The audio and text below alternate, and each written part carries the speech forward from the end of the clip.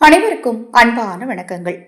வைகாசி மாதத்தின் கடைசி வெள்ளிக்கிழமை நாளைய தினம் 13/6/2025 வைகாசி மாதத்தின் 30ஆம் நாள் வெள்ளிக்கிழமை. இந்த நாளில் உங்கள் வீட்டு பூஜை அறையில் இந்த காய், இந்த கனி, இதை காயினும் சொல்லலாம், கனியிலும் சொல்லலாம், உங்களுக்கு கிடைத்தால் தவறாமல் பூஜை அறையில் இந்த முறைப்படி வைத்தால் போதும், செல்வம் சேரும். வெள்ளிக்கிழமை அப்படிங்கிறது மங்களகரமான நாள். இந்த நாளில் நான் நிறைய பதிவுகளில் உங்கள்கிட்ட தொடர்ந்து சொல்லியிருப்பேன்.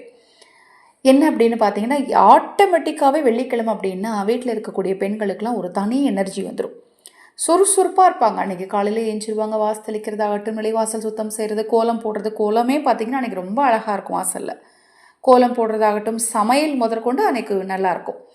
அதனால் அந்த வெள்ளிக்கிழமை அப்படிங்கிறது நம்மளை சுற்றி நேர்மறை ஆற்றல் அதிகமாக இருக்கக்கூடிய ஒரு நாள் அப்படின்னே சொல்லலாம்.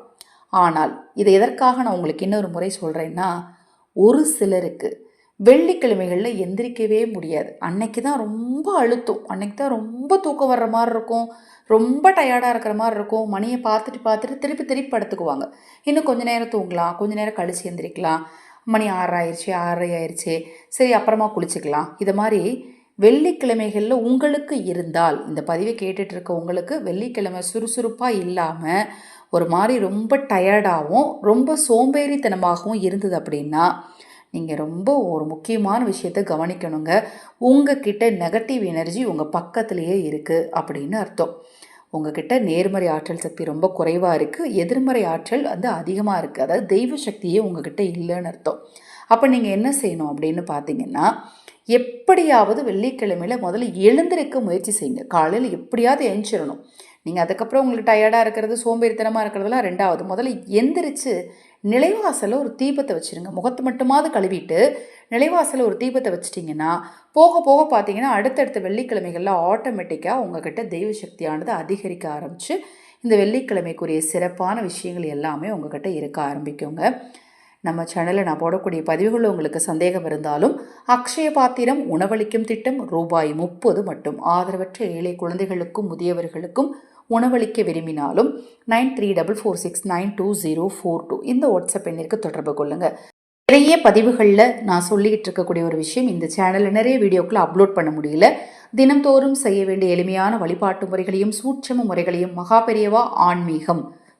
பெரியவா ஆன்மீகம் அப்படிங்கிற புதிய யூடியூப் சேனலில் நான் உங்களுக்கு அதில் பதிவு செய்துட்ருக்கிறேன். அந்த சேனல் லிங்க் இந்த ஆடியோ கீழே டிஸ்கிரிப்ஷன் பாக்ஸில் கொடுத்துருக்கேன். தவறாமல் அந்த சேனலை சப்ஸ்கிரைப் பண்ணிக்கோங்க. ஏன்னா இதில் முடியவே முடியாது, பதிவு செய்யவே முடியாதுங்கிற காலகட்டத்தில் எல்லா பதிவுகளுமே அந்த சேனலில் தான் வரும். தவறாமல் உங்கள் மேலான ஆதரவை அந்த சேனலுக்கும் கொடுங்க. வெள்ளிக்கிழமை நீங்கள் ராகு காலத்தில் வழிபாடு செய்கிறவங்களா இருந்தாலும் சரி, இல்லைங்க நான் சுக்கிரஹோரை நேரத்தில் வழிபாடு செய்வேன், சுக்கிரஹோரையில் வழிபாடு செய்பவராக இருந்தாலும் சரி, நான் மாலை பொழுதில் மட்டும்தான் வழிபாடு செய்வேன், இது மூணில் நீங்கள் என்ன வழிபாடு செஞ்சாலும் சரிங்க, ஒரு சிறிய பாத்திரத்தில், கண்ணாடி பாத்திரமாக இருந்தால் ஓகே, இல்லை அப்படின்னா பஞ்ச பாத்திரம் இருந்தாலும் ஓகே, இல்லை உங்கள் வீட்டில் நீங்கள் கலச சொம்பு மாதிரி சொம்பு வச்சுருந்தாலும் ஓகே, அதில் தண்ணீர் எடுத்துக்கோங்க. இன்றைக்கே கூட நீங்கள் வாங்கி வச்சுக்கலாம், தவறே கிடையாது. நெல்லிக்காய், இந்த நெல்லிக்காயினும் சொல்லுவோம், நெல்லிக்கனினும் சொல்லுவோம் இல்லையா, அந்த ரெண்டுமே ரெண்டு பொருட்களுக்கு இருக்குது. ஒன்று எலுமிச்சம்பழம், எலுமிச்சங்காயினும் சொல்லுவோம், எலுமிச்சங்கனினும் சொல்லுவோம். அது மாதிரி இந்த நெல்லிக்காயை நெல்லிக்காயினும் சொல்லுவோம், நெல்லிக்கனினும் சொல்லுவோம். வெள்ளிக்கிழமையில் பாத்திரத்தில் தண்ணீர் ஊற்றி இந்த நெல்லிக்காயை போட்டு உங்கள் வீட்டில் மகாலட்சுமி தாயாரோடைய திருவுருவ படம் இருக்கும் இல்லையா, அந்த படத்துக்கு முன்னாடி வச்சுட்டு உங்களுக்கு செல்வம் சேரணும்னு சொல்லி மனதார ஒரு நெய் தீபம் ஏற்றி வழிபாடு செஞ்சீங்க அப்படின்னா, முடிந்தால் தாமரை மலர் கிடைத்தால் தாமரை மலரை நீங்கள் அம்பாளுடைய பாதத்தில் வச்சு வழிபட்டீங்க அப்படின்னா கடனும் தீரும், உங்களுக்கு பண ஈர்ப்பு சக்தியும் உண்டாகுங்க. ரொம்ப ரொம்ப எளிமையான ஒரு சூட்சம் பரிகாரம் தான் சொல்லியிருக்கேன். இதை தவறாமல் நீங்களும் செய்யுங்க, மற்றவர்களுக்கும் சொல்லுங்கள். சரிங்க, நெல்லிக்காயை தண்ணிக்குள்ளே போட்டாச்சு, அதை என்ன பண்ணணும் அப்படிங்கிற டவுட் உங்களுக்கு கண்டிப்பாக இருக்கும். நீங்கள் பூஜையெல்லாம் செய்து முடித்த பிறகு அந்த தண்ணீரை வீட்டில் இருக்கிற எல்லாரையும் குடிக்க சொல்லுங்கள். ஏன்னா நம்ம எல்லாருக்கும் தெரியும் இல்லையா, நெல்லிக்காய் ஆரோக்கிய ரீதியாகவும் நிறைய பலன்களை கொடுக்கக்கூடிய ஒரு அற்புதமான பொருள். அந்த தண்ணீரையும் குடிச்சுக்கலாம், அந்த நெல்லிக்காயை நீங்கள் சாப்பிட்டுக்கலாம். இதை நீங்கள் செய்வதனால் பார்த்தீங்கன்னா உங்கள் உடம்பில் இருக்கக்கூடிய எதிர்மறை சக்தியும் நீங்கும், தெய்வ அருள் அதிகரிக்கும், பண ஈர்ப்பு விஷயம் உண்டாகும். இது போன்ற எண்ணற்ற தகவல்கள் தொடர்ந்து இந்த சேனல்லையும் வர இருக்கு, மகாபெரிவா ஆன்மீகம் யூடியூப் சேனல்லையும் வர இருக்கு.